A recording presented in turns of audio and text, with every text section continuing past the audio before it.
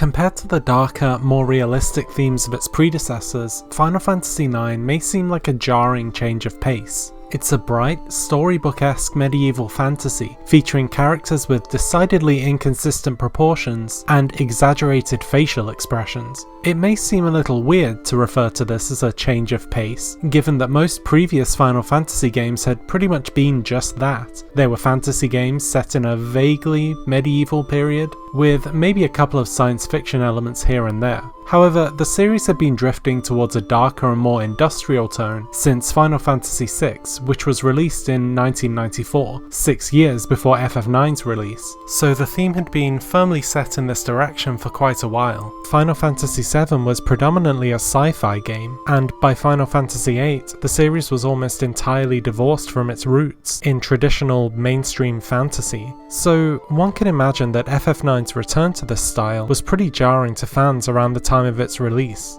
In fact, word has it that FF9's general direction was so different that its developers didn't even know whether they were going to give it the Final Fantasy tag at all. They considered classifying the game as a spin-off or side story.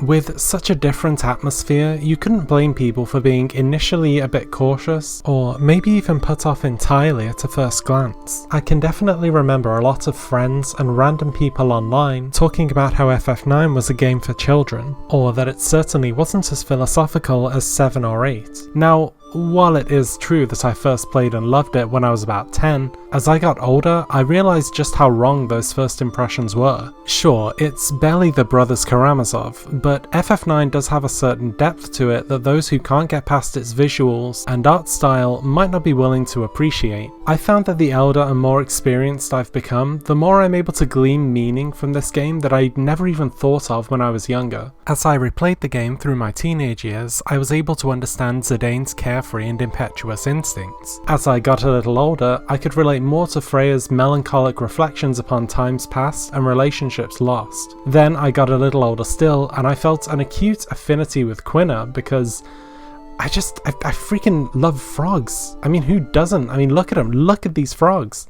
But throughout all of that time, there was always one question I could never really figure out an answer to, something that FF9 fans have argued over since the game's release. What exactly is going on with the game's final boss? For the longest time, this was one of the mysteries of Final Fantasy IX that, even as someone who considered it their favourite game of all time, I couldn't solve or explain. But now, at the esteemed age of I've finally come to realise why FF9's final boss is not only the best final boss FF9 could ever have had, but possibly the best final boss in the entire series.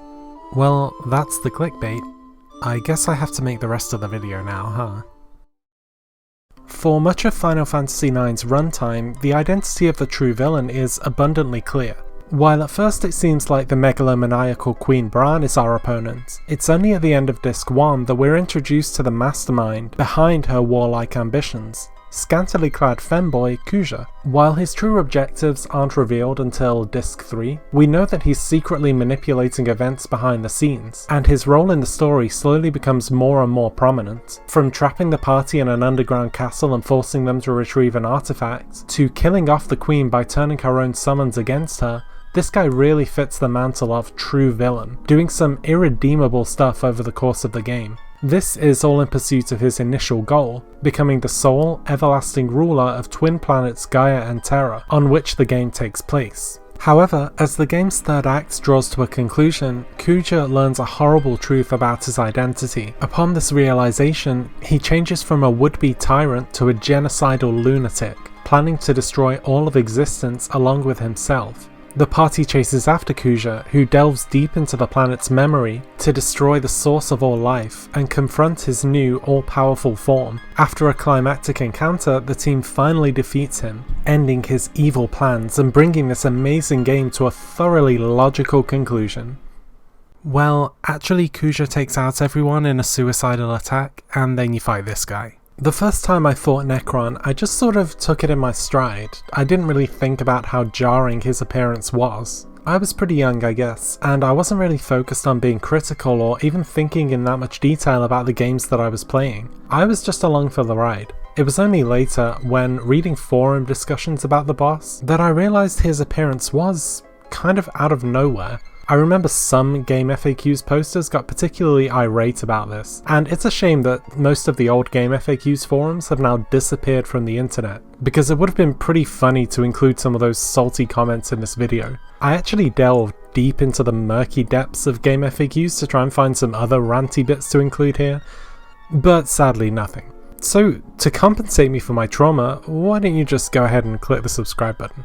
At an initial glance, Necron really does seem to have come out of absolutely nowhere, included in the game for one reason only, so that FF9 can have a giant cosmic horror for its final boss, instead of a furry.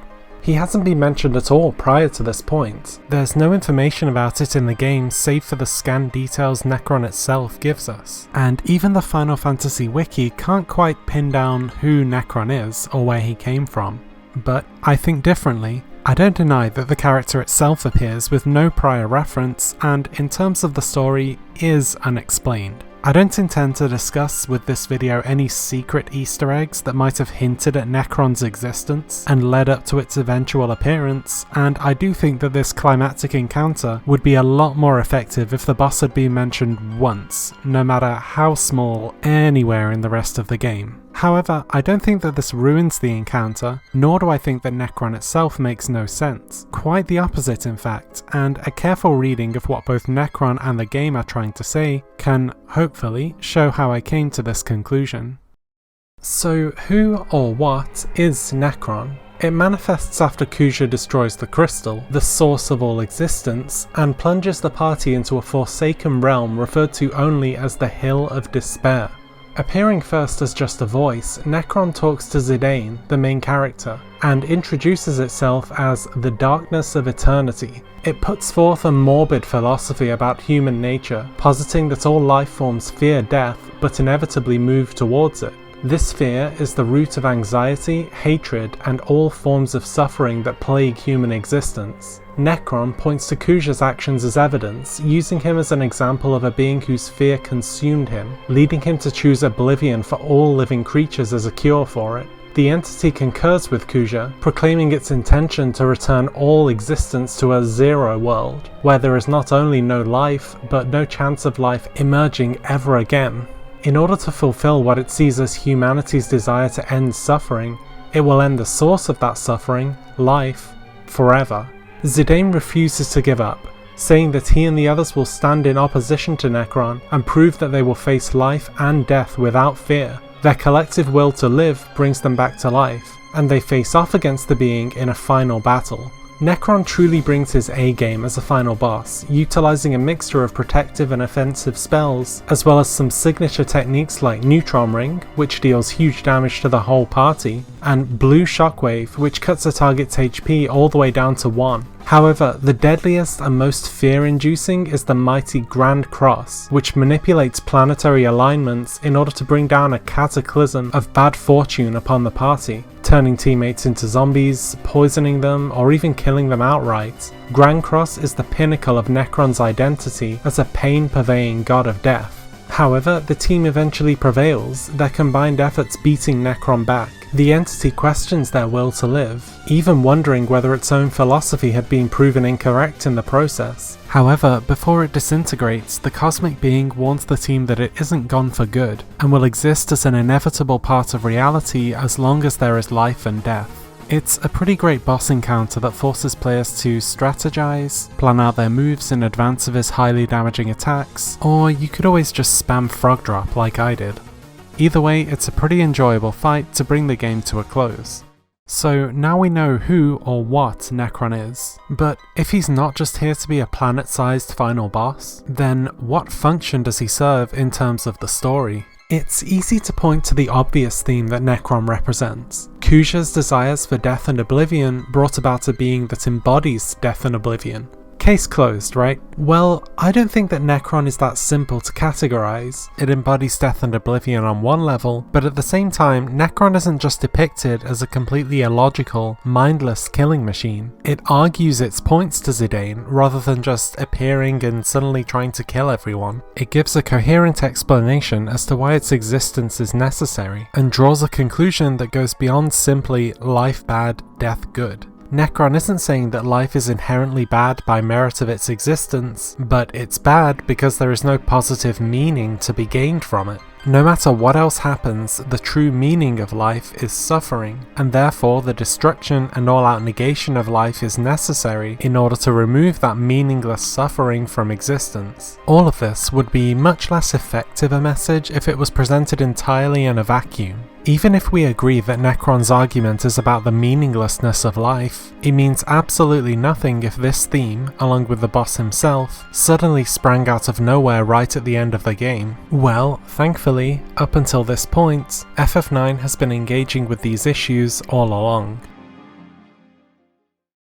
Final Fantasy IX is about a lot of things. Family, absolute power, the importance of a reliable postal service, among others. And as with any piece of media, each person will take something different away after playing. But to me, there seems to be a common theme running through the stories of both main and side characters. The idea that one has to find a positive source of personal meaning to life in order to make life worth living. This theme even starts so far back as FF9's original instruction manual, which features a splash page of the game's main characters with quotes outlining their views and outlooks on life. Some are vague, like Amaranth's. Some are blunt, like Quina's. But they all introduce us to the characters and give us some idea of what they value. These outlooks are explored and, more importantly, challenged over the course of FF9. The characters don't just drift through the story as puppeteered embodiments of certain archetypes, and their loyalty to the people in their lives, their principles, and each other is routinely tested, as you'd likely expect from a group that was mainly thrown together through circumstance. It's the tendency to push a character out of their comfort zone and challenge their worldview that makes FF9's story so compelling. And when a character's world is completely upended, the same question remains: will they find a new source of meaning to replace that which they lost and can no longer go back to? Or will they simply lapse into despair and emptiness as a result? As I say, most of the main characters are faced with a point in which they have to answer this theoretical question. Adelbert Steiner, one of Queen Braun's royal guards, starts the game with a very tangible and obvious purpose. He has sworn absolute loyalty to the Queen and the Kingdom of Alexandria, and his life's mission is to oppose anything that might pose a threat to the kingdom's rule in any way. However, throughout the game, the truth behind Braun's atrocities slowly dawns on him, to the point at which he can no longer morally condone or remain in his current position. He re-evaluates his entire moral code, reinterprets his relationships to those he might have previously found insufferable, and eventually finds a new sense of purpose in protecting a more just queen and the kingdom, together with his fellow knight-in-arms, Beatrix. In a similar vein, Princess Garnet, horrified by the Queen's warmongering ambitions, initially seeks out a way to make her adopted mother see reason and stop the atrocities she's committing. Upon learning that Braun sees her and the Eidolons within her merely as another tool of war, Garnet instead shifts her focus to defeating Kuja, removing the corrupting influence behind the Queen's throne, and finally getting her mother back. This also fails, with Kuja turning Braun's Bahamut Eidolon against her and fatally wounding her, with Braun dying in Garnet's arms. Even after Garnet ascends to the throne, her troubles don't end, as Alexandria itself is bombarded and left in ruins following an attack from a mysterious, otherworldly man. Garnet is left completely devastated, with the ensuing trauma rendering her completely mute as a result. At her lowest point, it seems uncertain whether Garnet can even continue, with her entire life and the reason for her embarking on the quest in the first place having now crumbled away to nothing, and the kingdom over which she reigns having suffered almost insurmountable tragedy. However, this isn't the end of her story. After one attempt to pursue Kuja, Garnet returns to the kingdom and, in a defining scene, uses a dagger to cut her long hair, shedding the painful vestiges of her past and reaffirming her will to live. She then dedicates herself, along with the rest of the party, to hunting down Kuja and saving the world once and for all, and later settles into her role as queen, as a promise to the mother she once dearly loved. In the end, she's reunited with Zidane, a man she'd previously thought to be dead, and the two are able to continue their lives together. Despite losing everything she once held dear, Garnet is still able to find a way back from the depths of despair, and find something in life that she can value. I won't analyse everyone else because then that would just drag the video on pointlessly, but hopefully you can see that the theme is a common one. However, there are a final two characters that I want to talk about who best embody the idea that you need meaning in order to make life worth living, and who responded to their lives and worldviews being challenged in strikingly different ways. Firstly, there's the main antagonist, Kuja.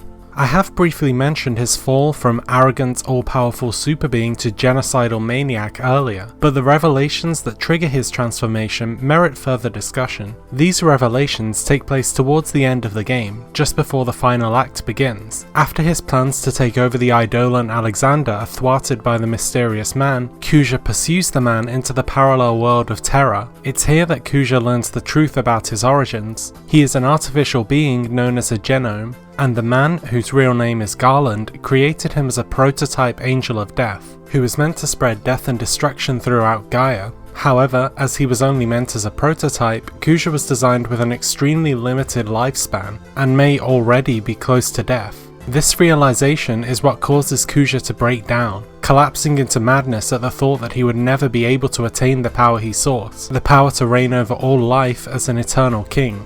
As Garland states, he will die without ever leaving his mark on the world. With this sense of meaning and purpose gone, Kuja falls completely into despair, declaring that he won't allow the world to live without him and destroying Terra with his powerful magic. This despair stays with him throughout the game and eventually leads to Necron himself emerging. Kuja interprets his short lifespan as rendering the rest of his life meaningless. Why go on living if, ultimately, he will simply die? What possible meaning could a shortened life have? He's unable to process or conceive of the idea that the rest of his life could ever have meaning, and as a result chooses a nihilistic, omnicidal response.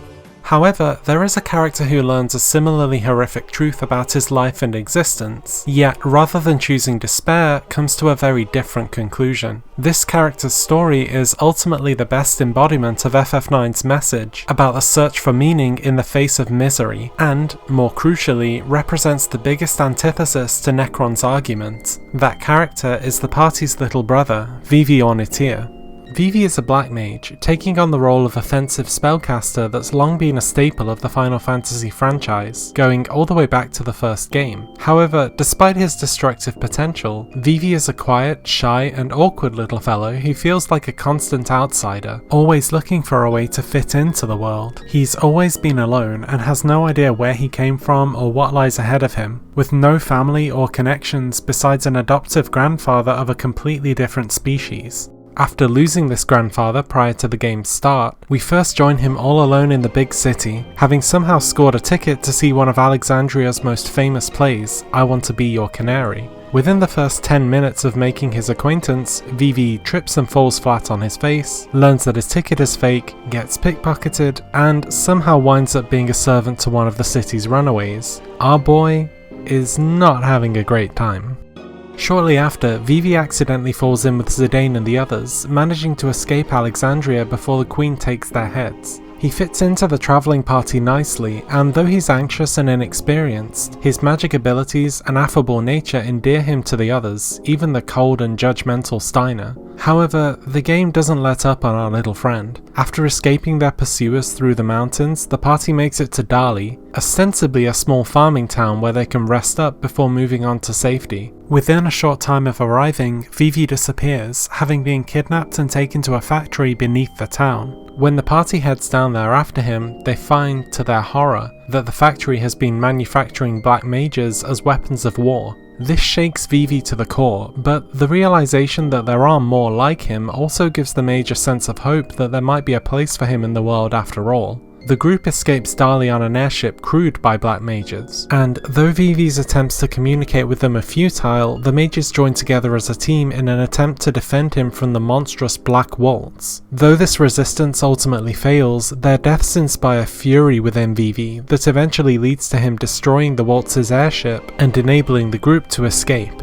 This sense of kinship is only brief, but sticks with Vivi throughout the game and is the first sign that he's finding a place for himself in the world. While throughout the game he continues to feel like an outcast, at least we've had a glimpse that he's starting to find some meaning to life. So when Disc 3 rolls around and we pay a visit to a place literally named Black Mage Village, it's surely a clear indication that our little friend has finally found a place to belong. And yeah, that sort of happens. It's mostly good. Upon reaching the village, Vivi is glad to see that not only are there others like him, but these others can communicate and have formed a society far away from the world that sees them only as weapons. However, it's also here that he learns an existential truth that colours the rest of his life. While talking to the village's chief, he learns that the black mages are designed to be purely disposable weapons. As a result, they stop moving after only a year of being alive. Later on, the chief explains that, being a prototype, Vivi was built to last a little longer, but regardless, the implication is clear. Our black mage friend only just found a place where he feels he can fit in, but cruelly has also discovered that he may not have much time left to live out this new sense of purpose. The parallels between Vivi and Kuja's situations are apparent. Both have ambitions to work towards, Kuja wanting to be an eternal, undisputed world ruler, and Vivi wanting to live out his life in a place where he feels he can belong. Both of these ambitions are then shattered by revelations that, due to the nature of their existence, neither character has long left to live, and thus not much time in which to find any sort of meaning to their lives. However, though their circumstances can be compared, each character responds to their own situation in profoundly different ways. Kuja's reaction is to break down in despair and condemn the world, choosing to eradicate everything in a jealous, psychotic rampage. He completely plays into Necron's hands and completely backs up the entity's argument. Life is suffering, no positivity can be gleaned from it, and therefore it's better not to exist at all. Vivi, on the other hand, doesn't choose despair. While he does break down a little and clearly feels a deep sense of anxiety about his mortality, he doesn't fall into anguish or extended depression. As well as joining the rest of the party in eliminating Kuja and saving the world, he also devotes time to growing Black Mage Village as a sanctuary, where his kind and others can live out their lives in peace. After Kuja destroys Terra and leaves the genomes homeless, it's Vivi that recommends Black Mage Village as a place for them to stay, in a hope that humans and Black Mages will eventually learn to live in peace. During the game's ending, after Vivi has passed away, we see that he's somehow created a host of replicas to carry on his memory long after he's gone. Though he is fated to live out a brief existence, Vivi chooses to use this time to ensure a good life for those who come after him. He understands how important and valuable life is, and finds meaning in making sure that others can live their lives to the full. Though the entire main cast of FF9 goes through life-changing events, Vivi's experiences prove to be the most effective at illuminating the game's key theme. Though parts of life may include anxiety, fear, and suffering, the answer isn't to fall into madness and determine that life shouldn't exist at all. One can still find a sense of purpose and live in a meaningful and satisfying way. This very message is exactly the thing that Necron stands in opposition to. The anguish at losing a parent or loved one, the realization that the cause you previously found just is wrong, the revelation that your life may be cut short. All of these are emanations of the same dread and existential horror that Necron itself represents. When the party fights Necron, they are fighting the ultimate manifestation not only of a vague, universal despair, but also of everything that caused them to feel despair throughout the rest of the game. While its character hasn't been previously introduced or hinted at, the philosophy that it espouses and the drives that it embodies have been infused throughout FF9's entire story, right from the start. Hopefully I've shown that Necron, far from being a random cop-out thrown in at the end of the game, actually fits in perfectly as a final obstacle to the philosophy that FF9 is trying to explore. But this isn't entirely why I think he's one of the series' best final bosses. In other Final Fantasy games, the final boss generally fits in very explicitly with the story. Victory over Sephiroth, for example, not only brings the game's main plot threads to a close, but also acts as the culmination of Cloud's personal journey. The same goes for fights against bosses like Neo Exdeath and Ultimecia. They're antagonists that have clearly been set up and that players have known about all along. People tend to prefer these more obvious final opponents, and I'm not trying to be derogatory by calling them obvious, because I can understand why people like them. I like them too. They bring the game's story to a clear conclusion, wrap everything up, and provide players with a meaningful final battle. But the reason I think Necron deserves his place among these as one of the best is because the battle against it represents a struggle that isn't exclusive to Final Fantasy IX. Ever since the dawn of humanity, we as a species have constantly sought out meaning. Ever since life emerged, people have had to work out just exactly what to do with it. Before modern civilization, it was surviving to live another day in nature. Later on, religious devotion and the promise of eternal joy in the afterlife was what directed the minds of the people. Today, in an increasingly secular world, people have had to find something else to give their lives meaning and make them worth living. Without a sense of positive purpose and the means to develop upon it, people fall into depression and despair. It may not be the only negative element in the world, but it's a widespread, endemic issue that can lead to pain and suffering. The force that so many people are struggling against in our world is the exact same force that the characters in FF9 are struggling against too. The fight against Necron isn't just the fight against a fictional antagonist that has little relevance outside the game, but the fight against a malignant, debilitating condition that has always lurked as a poison at the heart of the human experience. When you and the party defeat Necron, you're defeating an emanation of the very dread that's plagued not only the characters, but also millions of humans since time began. After its death, Necron itself states that it will always exist, but its defeat strikes a powerful blow against the nihilistic angst that stands poised, ready to consume our lives if we are ever to lose hope. It's an optimistic message, perhaps an overly idealistic one, but that doesn't make it any less powerful. The boss makes physical an experience that is universal to the human condition, rather than simply being the final obstacle for the game's characters. And maybe it's just me, but I think that's one of the best final bosses that a game could possibly have.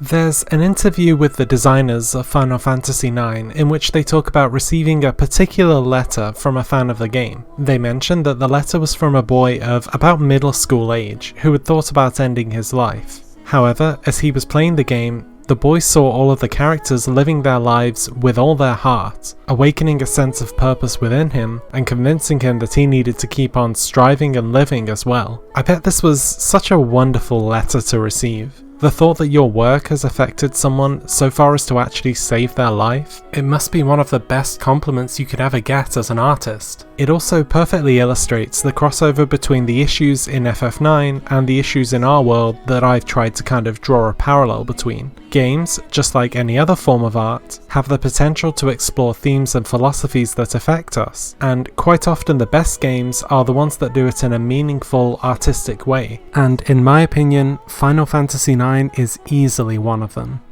FF9 has been my favourite game for my entire life ever since I played it, and I'm happy to finally express some of why that's the case. Thanks to everyone who's watched this far. I hope you got something out of the video and enjoyed it, even if you might not agree with my final conclusion. Stay safe, and let's keep living with all our heart.